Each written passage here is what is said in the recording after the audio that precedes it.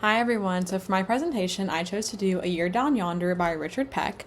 This is the Newbery Award winner for 2001, and the Newbery Award is named after John Newbery, and it's awarded annually to the author that has the most distinguished contribution to American literature for children that year. This is historical fiction as well as a children's chapter book. So to go ahead and get some context on the book, it's set in 1937. The effects of the Great Depression are very much being felt, especially by our protagonist and narrator, Mary Alice. Mary Alice is 15 years old. Her father's recently lost his job, and they have lost their apartment in Chicago, so she's being sent to live with their Grandma Dowdle, in rural Illinois. In the first chapter, we see her arriving to the new town. We get our first description of Grandma, said to be a very tall, big, intimidating woman. And by the end of chapter 1, we get our first scene of Grandma being a little mischievous and learning kind of who she is. And it's that this girl from Mary Alice's school named Mildred had been kind of picking on Mary Alice and had come back home with Mary Alice one day. And while Mildred was inside eating, Grandma goes outside, unties Mildred's horse, and then ties Mildred's shoes around the horse. So Mildred had to walk home with no horse and no shoes. In chapter 2, it's Halloween, and their cat Bootsy is outside, and some of the boys from Mary Alice's school actually come by and pull a little prank on the cat. And so to get revenge, Grandma ends up setting up a little trap for the boys to fall over the string and into this really sticky glue. And she just does this because they mess with their cat, and it's just another time when people learn to not mess with Grandma and that she will get her revenge. In chapter 3, it is Armistice Day, and to celebrate, they have a turkey shooting at the Abernathy farm, and while the men are shooting, Grandma is selling mugs of burgoo, which is just a type of stew, to people there, and it's typically sold for around 10 cents, but Mary Alice sees that Grandma is selling it for like 25, 50, sometimes even $1 or more, and she's very confused as to why Grandma's doing this, until the end of the chapter when we learn that Mrs. Abernathy is really struggling, and her husband is gone, and her oldest son is really badly injured and just immobile and can't do anything.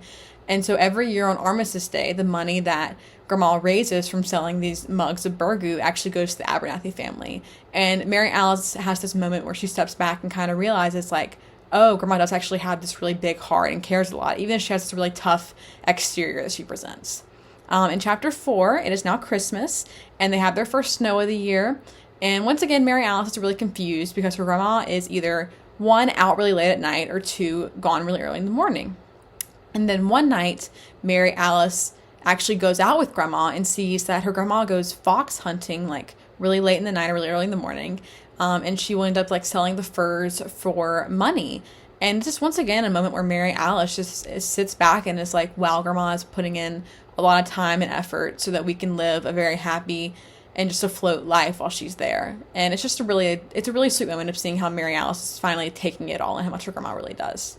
In chapter 5, it starts out with this little tiny excerpt that's different from the rest of the text, and it's called a newsly note, and it pretty much is just talking about like kind of like drama in the town and other people's business, and it's just a little confusing and unclear at first. By the end of the chapter, we learn what it's all about.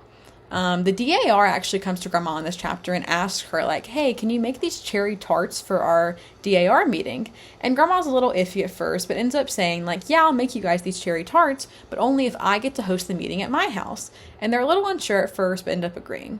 And so one day, while Grandma's at home making the cherry tarts, Mary Alice is at school, and this is the time we get to see Mary Alice's first kind of mischievous act that she's definitely learned from her grandma, and that is that it's Valentine's Day. And Mary Alice ends up making a fake Valentine and saying that it's from a boy in her class named Royce. Royce was like the popular guy that every girl wanted. And saying that he had made this Valentine for her friend. And this really upsets this girl, Carlene, who was like the mean girl of the school. And it's just really interesting to see how quickly Grandma has rubbed off on Mary Alice. Anyway, we go back to Grandma, and she's made the cherry tarts, and they're having this meeting, and Mary Alice is there, and she's kind of sitting back watching, and she's really confused because the DAR are these very classy, just presentable women, and it's this very hysterical and just a mess meeting. But then at the end of the chapter, Mary Alice learns that Grandma actually spiked the punch and had to cause all this hysteria, and it's just this really funny moment. And then we also see that Mary Alice is actually the one who is writing these newsly notes. And it's just once again like seeing how much Grandma has rubbed off on her and how she's becoming kind of this mischievous person like her grandma is. Then we go into chapter 6. It's now March. Mary Alice is turning 16, and we get a new character named Arnold Green. Arnold Green is an artist and a painter from New York, and he's come down to paint this spot in the town. And he ends up staying upstairs at her grandma's house. And it's this really funny scene in chapter 6 where Mary Alice invites Royce over to kind of make her move, but also like help her with her math homework. And while they're working on math, they end up hearing this like screaming and commotion from upstairs. And this woman who lives in the town named Maxine Patch ends up running down their stairs completely nude with only a live snake wrapped around her. And apparently Arnold had been like, he's an artist and he was painting her nude upstairs. And the snake fell from the rafters and Grandma ends up shooting the snake off of this woman. And it is just really funny scene where Mary Alice is worried about what Royce thinks, but he actually takes it really well. And you get the idea that there's definitely going to be more going on there between the two of them. Then we go into chapter 7. It's almost summertime, school's almost out, and Mary Alice gets a letter from her parents back in Chicago. And she doesn't originally say what it is, but you get the impression that it very much upset her. Then one day when she's at school, a tornado hits, and they send all the students down to the basement, but she ends up going out and running back home to make sure her grandma's okay. And it's a very sweet moment of you can see how much she cares for her grandma, and then her and her grandma are going around the town making sure everyone else is okay. And you really just see how they really are just this one big community and one big family.